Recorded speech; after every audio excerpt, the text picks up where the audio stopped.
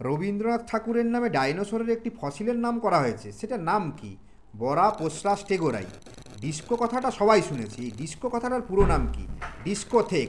Charlie Chaplin সারা বিশ্ব যখন প্রবল দুশ্চিন্তায় মন খারাপ করে বসে আছে, তখন বিশ্ববাসীর মুখে এক ছটাক হাসির সঞ্চার করেছেন তিনি।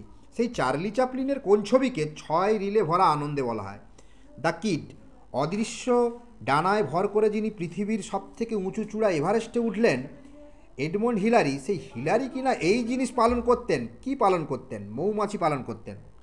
কার্টুন তো অনেক দেখেছি, কিন্তু প্রথম মুখোশধারী কার্টুনের নাম কি? ফ্যান্টম। ফ্রান্সে তার নাম বুলবুল, ডেনমার্কে লিলি টিলি এবং ফিনল্যান্ডে হিলারিন লিলারিন। কার কথা বলছি? হামটি ডামটি। ঔরঙ্গজেবের নাম তো সবাই জানি, কিন্তু ঔরঙ্গজেব একটি বাদ্যযন্ত্র বাজাতেন, সেটা কি আপনি জানেন? কোন বাদ্যযন্ত্র বাজাতেন? বীণা বাজাতেন।